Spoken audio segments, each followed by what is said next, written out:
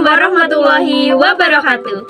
Halo semuanya. Di sini saya Rasinda Umayani dengan NIM 2386202029 dan juga Saya Teta Aisyah Putri dengan NIM 2386202035. Di sini kami akan menjelaskan tentang teori behavioristik menurut Ivan P. Pavlov dan B.F. Skinner. ingin tahu penjelasannya? Tonton terus videonya. Baik semuanya, memasuki pembahasan yang pertama yaitu teori behavioristik menurut Ivan Petrovich Pavlov. Siapa sih Ivan Petrovich Pavlov? Ivan Petrovich Pavlov merupakan seorang ahli fisiologi dan psikolog Rusia yang dilahirkan di Ryazan, Rusia pada tanggal 18 September 1849 dan beliau wafat di Leningrad pada tanggal 7 Februari 1936. Beliau merupakan pencetus paradigma conditioning klasik. Teori Ivan P. Pavlov dikenal melalui eksperimennya yang menggunakan anjing, makanan, dan bel atau peluit.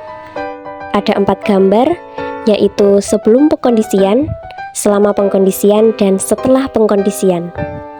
Pada gambar pertama, dilihat di mana anjing bila diberikan sebuah makanan, maka secara otonom anjing akan mengeluarkan air liur. Pada gambar yang kedua, jika anjing dibunyikan sebuah bel, maka ia tidak merespon atau mengeluarkan air liur.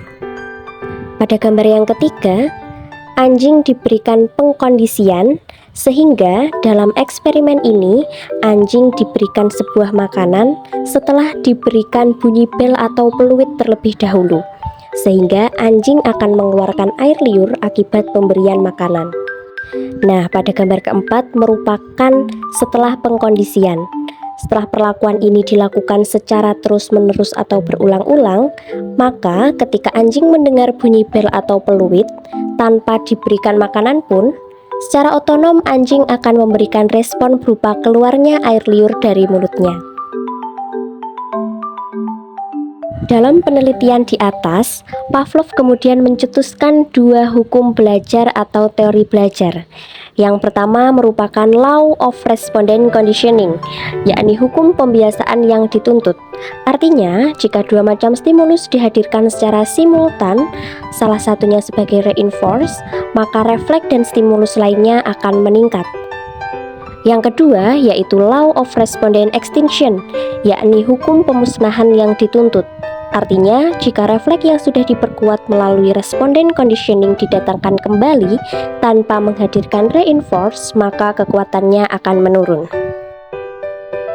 Berikut merupakan contoh penerapan teori behavioristik menurut Pavlov di dalam kelas. Yang pertama, yaitu memberikan permen kepada siswa yang berani maju ke depan melakukan presentasi, di mana memberikan permen merupakan suatu stimulus yang ditujukan kepada siswa agar mencapai respon yang diinginkan oleh guru.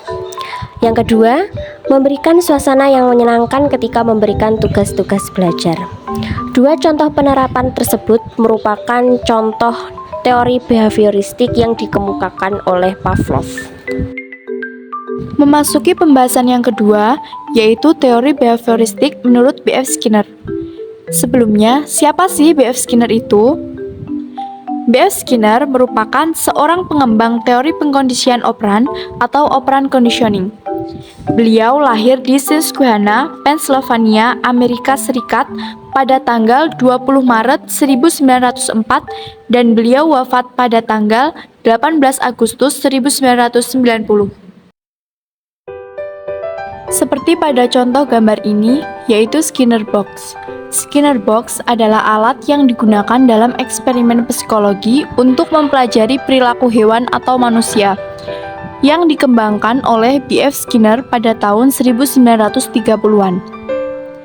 Skinner Box terdiri dari sebuah kotak kecil yang dilengkapi dengan tuas atau tombol serta mekanisme pemberian hadiah dan juga hukuman. Pada contoh gambar tersebut, eksperimen Skinner melibatkan seekor tikus yang dikondisikan. Tikus tersebut diberi lingkungan yang apabila tuas atau tombol tertekan secara tidak sengaja, maka akan keluar makanan. Lama-kelamaan setelah terbiasa atau terkondisikan, tikus tersebut dapat mengetahui bahwa menekan tombol dapat mengeluarkan makanan. Akhirnya, tikus tersebut pun mampu menekan tombol ketika ia menginginkan makanan. Dengan demikian, tikus itu sengaja melakukan sesuatu untuk mengubah situasi agar mampu memenuhi kebutuhannya. Dari eksperimen tersebut, B.F. Skinner menemukan beberapa hukum belajar dalam teorinya. Yang pertama, yaitu law operant conditioning, yaitu jika timbulnya perilaku diiringi dengan stimulus penguat, maka kekuatan perilaku tersebut akan meningkat. Yang kedua ada law of operant extension, yaitu jika timbulnya perilaku operan yang telah diperkuat melalui proses conditioning tidak diiringi stimulus, maka kekuatan perilaku akan menurun bahkan hilang. Berikut beberapa contoh penerapan teori operant conditioning dari B.F. Skinner. Yang pertama, guru harus membuat programmed instruction atau pengajaran yang terprogram dengan menggunakan media, modul, atau media-media yang lain. Yang kedua, guru harus pandai dalam memberikan penguatan positif dan juga penguatan negatif. Itu tadi penjelasan singkat dari kami. Jika ada kesalahan, kami memohon maaf. Wallahul muwaffiq ila aqwamit thoriq. Wassalamualaikum warahmatullahi wabarakatuh.